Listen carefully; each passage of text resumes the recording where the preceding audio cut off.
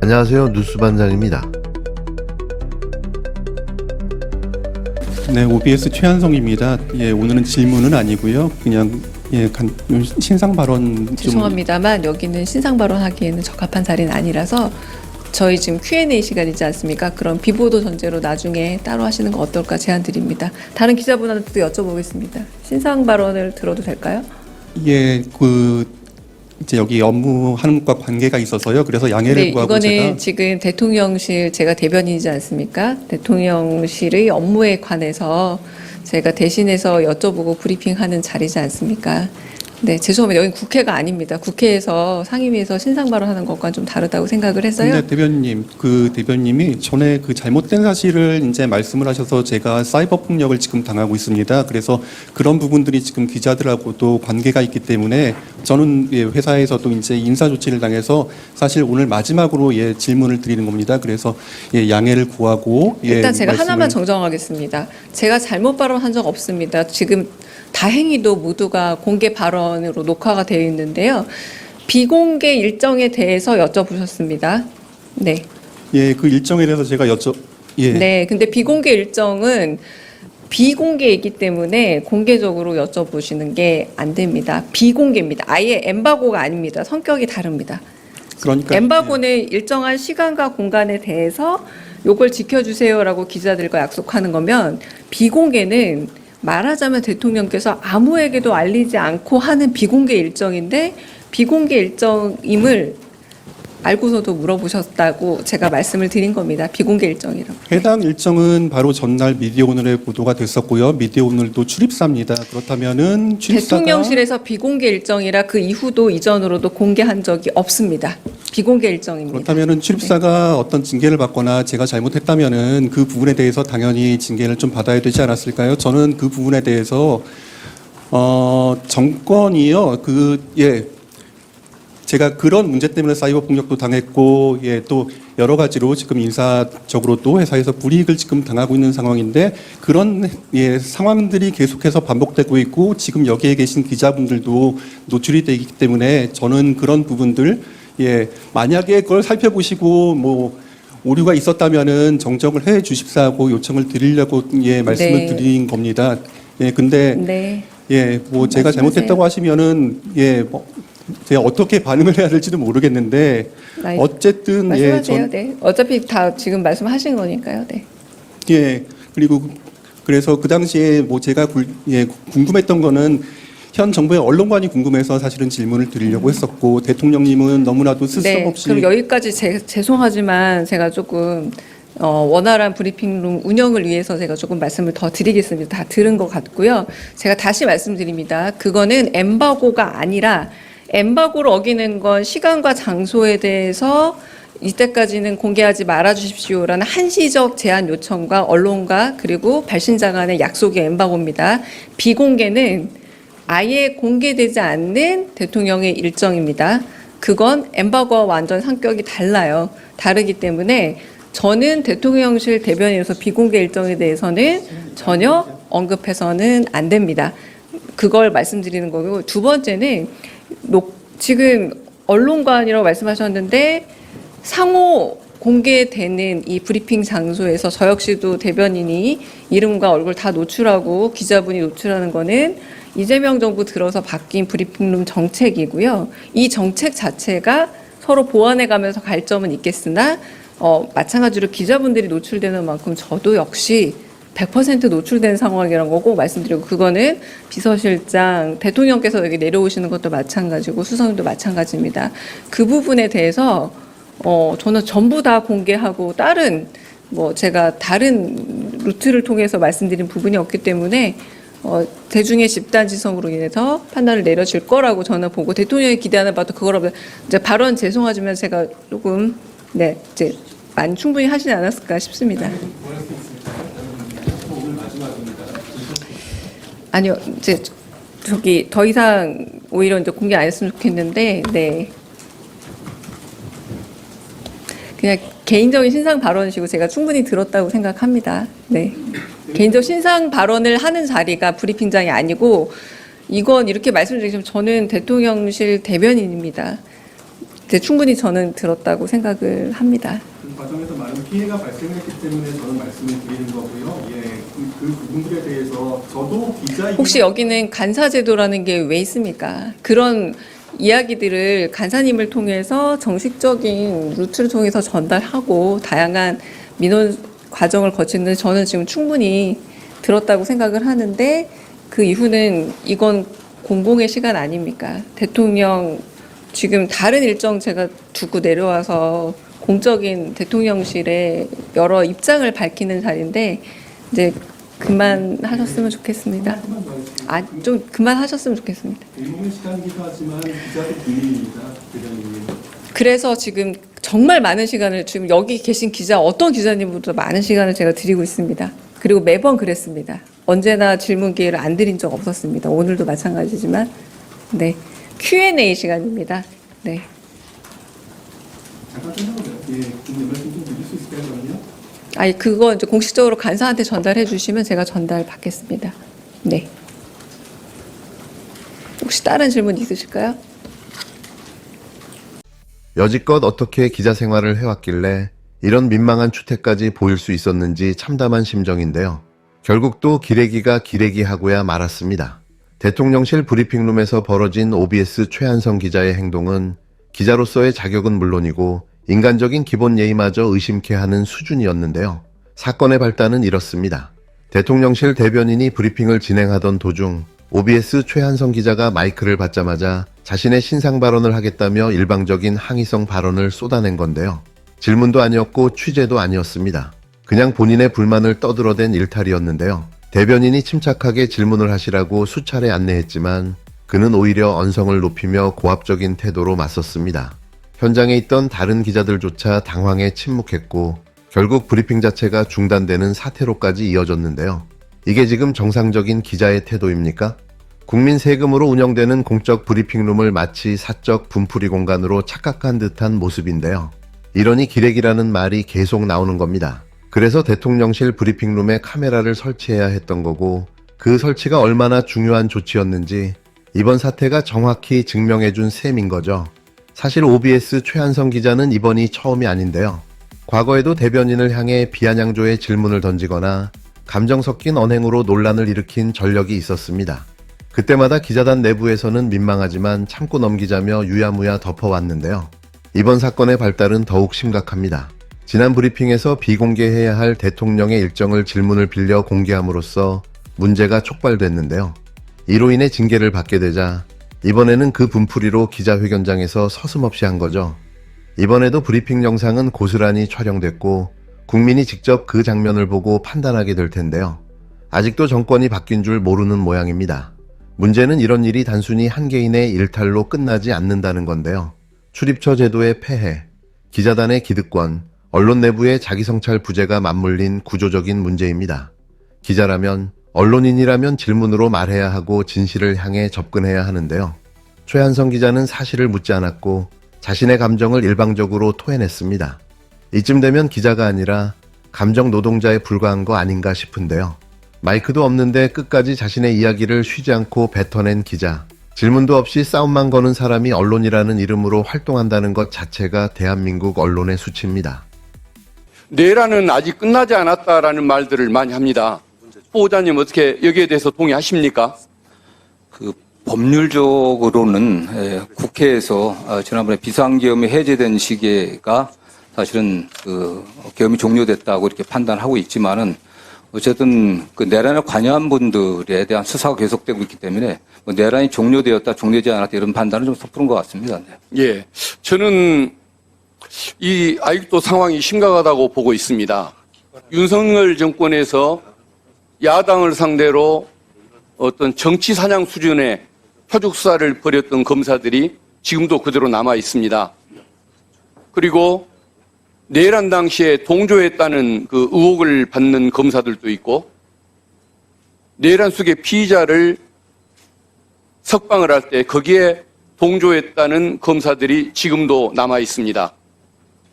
그리고 내란 당시에 불법 비상계엄 선포된 날 서울 동부구치소에서 독방 현황을 확인했다는 그런 그 정보가 있는데 저는 그걸 지금도 진실이라고 믿고 있습니다만은 여기에 대한 진상 확인이 안 되고 그 책임자가 지금도 그대로 남아 있습니다. 최근에는 특검이 윤석열 피의자를 특검 사무실로 인치하도록 형사소송법에 따라 지휘를 했는데 서울구치소장이 그 집행을 지금 거부를 하고 있는 상황입니다. 이런 상황을 보고서 우리가 내란이 종결됐다라고 평가할 수는 없는 것 아니겠습니까?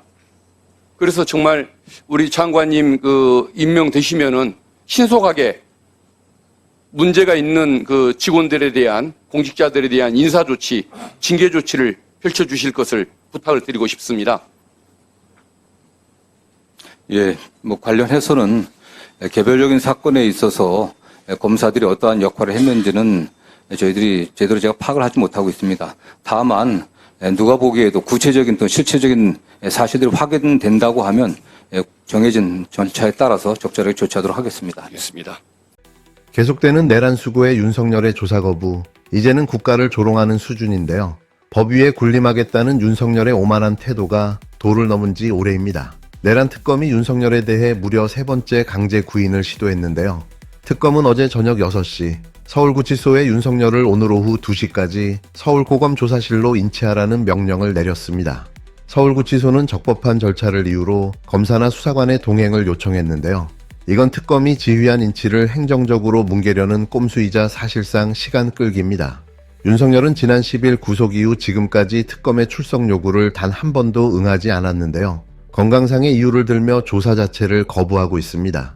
그러나 특검은 이 주장을 사실상 받아들이지 않고 있는데요. 감방에 틀어박혀 수용실 밖으로 한 발자국도 나오지 않는 윤석열의 태도, 이것이야말로 전직 대통령이자 내란 수괴로서 최소한의 양심마저 저버린 작태입니다. 이미 2차례 강제 구인은 수포로 돌아갔는데요. 교도관이 수용실 문을 열어도 윤석열은 고개를 돌리며 응하지 않고 아예 대면조차 피하고 있다고 합니다. 지금 이 순간도 대한민국의 사법정의는 윤석열 한 명 앞에서 무력화되고 있는데요. 이런 상황에서 특검이 내린 3차 인치 명령은 그야말로 특단의 조치인 겁니다. 그런데도 윤석열은 이를 또다시 피하려는 시도를 하고 있는데요. 어제 특검은 인치 지시를 이행하지 않은 서울구치소 교정 공무원들까지 조사하며 수사방해 여부를 들여다봤습니다. 특검 지휘를 무시하거나 뭉개는 교정행정의 비협조도 단순 실수가 아닌 조직적인 방탄의 가능성까지 의심되는 대목인데요. 윤석열이 아직도 숨어 암약하는 내란 세력들과 깊숙이 연결되어 있는 건 아닌지 국민적 의구심이 커지고 있습니다. 더 충격적인 건 윤석열 측이 오늘 오전 서울중앙지법에 구속적 부심을 청구했다는 사실인데요. 이로 인해 48시간 동안 특검 수사가 중단됩니다. 의도는 명확한데요. 또 시간 끌기입니다. 검찰총장 시절부터 특수부 수사 기술로 정권을 농락했던 그 본능이 구속된 지금도 여전히 작동하고 있는 건데요. 이래서 법꾸라지, 법기술자라는 말이 나오는 거죠. 특검은 이에 맞서 윤석열에게 가족과 변호인을 제외한 모든 접견을 금지시켰습니다. 조사 방해를 막기 위한 최소한의 조치였는데요. 오늘 오후 4시 20분에 예정되어 있던 국제 사기꾼 모스탄과의 면담도 결국 무산됐습니다. 윤석열은 해외 정치 인사를 통해 정치적 프레임을 만들고 여론전에 나서려 했던 것으로 보이는데 이를 특검이 단호하게 차단한 거죠. 지금 윤석열은 구속된 피의자가 아니라 스스로 법 위의 존재라고 착각하는 내란 수고의 그 자체인데요. 법이 명령해도 불응하고 강제로 구인하려 해도 버티며 조사를 피하기 위해 구속적 부심까지 남발하고 있습니다. 과연 이런 자가 전직 대통령 자격이나 있습니까? 국민 앞에 부끄러움이라는 감정이라도 남아있기는 한 걸까요? 윤석열은 단지 헌정을 파괴한 과거의 인물이 아니라 지금 이 순간에도 법치와 정의를 능멸하며 대한민국을 망가뜨리고 있는 현재 진행형 위협입니다. 특검은 더 이상 예우도, 인내도 관용도 베풀지 말아야 하는데요. 구속된 피의자가 수사를 거부하고 버티는 사태를 언제까지 방치할 겁니까? 이제는 수사방해 혐의까지 추가해 엄정하게 처벌해야 합니다. 지금 이 싸움은 단순한 수사 절차의 문제가 아닌데요. 내란 수고의 윤석열을 앞에 두고 대한민국의 법과 정의가 과연 살아있는지를 가늠하는 마지막 시험대입니다.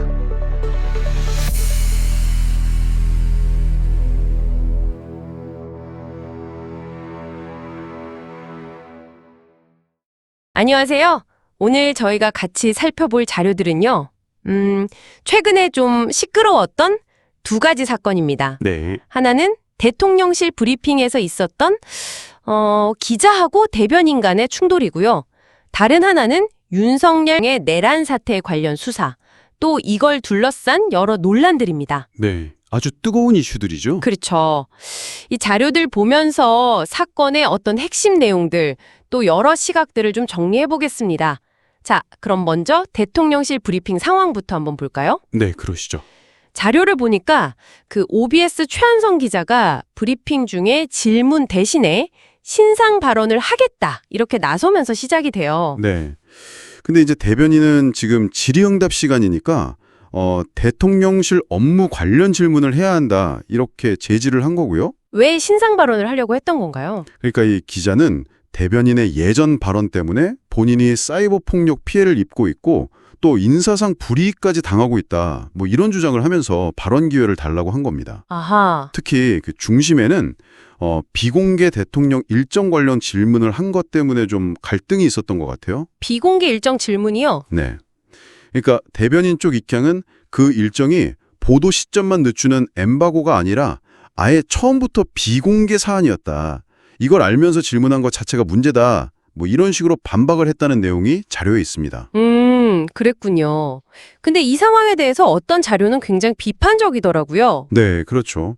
상당히 좀 날선 비판인데 뭐 기레기 이런 표현까지 쓰면서요. 공적인 브리핑 공간을 너무 사적인 불만 표출 장소로 썼다. 이렇게 지적을 하고 있어요. 맞습니다. 심지어 이 사건 때문에 브리핑룸에 카메라 설치가 꼭 필요했다. 이런 주장의 근거가 된다고까지 하고요. 뭐 해당 기자의 과거 다른 논란들까지 언급하기도 하더라고요. 네. 그 비판의 요지는 뭔가요? 그 자료의 시각은 이제 기자는 기본적으로 질문으로 말하고 또 사실 확인에 집중해야 하는데 이 경우는 너무 감정적인 토로에 그쳤다. 이렇게 평가를 하는 거죠. 그렇군요. 더 나아가서 일부 자료는 이게 단순히 기자 개인의 문제라기보다 뭐랄까 출입처 제도라든가 기자단 문화 같은 좀 구조적인 문제까지 건드리면서 언론계 전체의 자성이 필요하다 이런 목소리도 담고 있습니다. 네.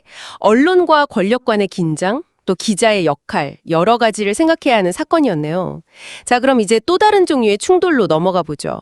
윤석열 전 대통령 관련 내란 혐의 수사 상황입니다. 네. 그 관련 자료 중에 하나는 청문회 내용을 인용하면서 내란은 아직 끝나지 않았다 이런 주장을 소개하고 있어요. 끝나지 않았다. 그건 어떤 근거에서죠? 그러니까 내란 관련 수사는 계속 진행 중인데 당시에 연루됐거나 관련된 인물들이 여전히 주요 자리에 남아있다. 이걸 근거로 뜨는 겁니다. 아, 구체적으로 어떤 인물들을 말하는 건가요?